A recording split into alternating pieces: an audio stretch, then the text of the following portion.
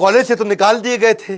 तो इनके पिता जो बैरिस्टर थे उन्होंने इनको बुलाया और बोला, बेटा सुभाष, जो हो गया हो गया, अब एक काम करो, तुम आईसीएस की तैयारी करो, इंडियन सिविल सर्विसेज की।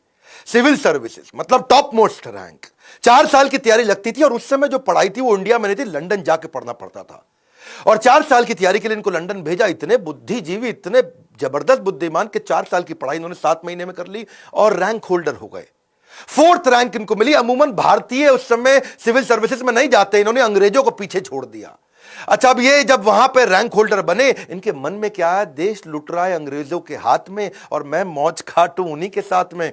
तो इनको बड़ा फील हुआ कि मैं आईसीएस की नौकरी को, इन्होंने 1921 में उसी समय लात मार दी और यह घटना जो है जंगल की आग की तरह फैल गई।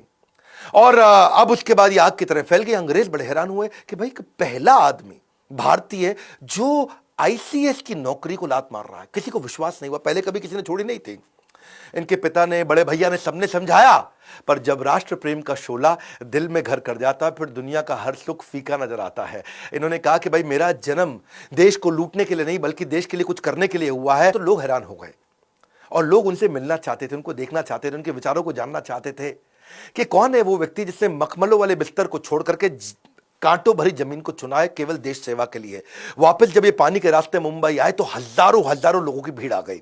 हजारों लोग उनको देखने के लिए आए कि भाई कौन है ये आदमी। तो मुंबई में हजारों लोगों की भीड़ देख के उन्हें एक बात समझ आ गई, छोटी सी आईसीएस की नौकरी को लात मारने में इतने लोगों ने विश्वास किया, अगर मैं मेहनत करूं तो पूरे देश को इकट्ठा कर सकता हूं।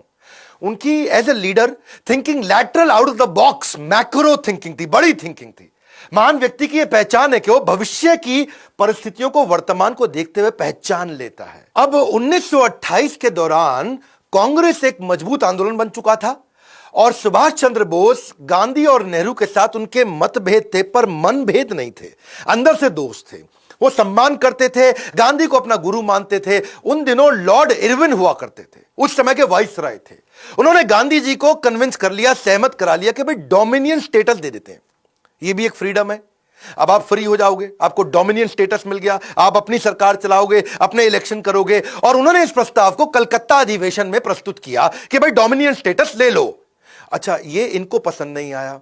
सुभाष चंद्र बोले डोमिनियन स्टेटस नहीं चाहिए, मुझको कंप्लीट फ्रीडम चाहिए। उन्होंने इसका कंप्लीट फ्रीडम के लिए बहुत झगड़ा किया क्योंकि उन्होंने समझाया कि भाई डोमिनियन स्टेटस का मतलब है आप ऑटोनोमस कम्युनिटी तो हो जाएगी लेकिन चलाएगा ब्रिटिश एम्पायर।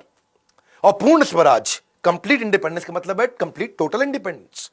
भाई सरकार अगर भारतीय चलाएंगे और पॉलिसी ब्रिटिश हुकूमत देगी तो डोमिनियन स्टेटस का क्या फायदा।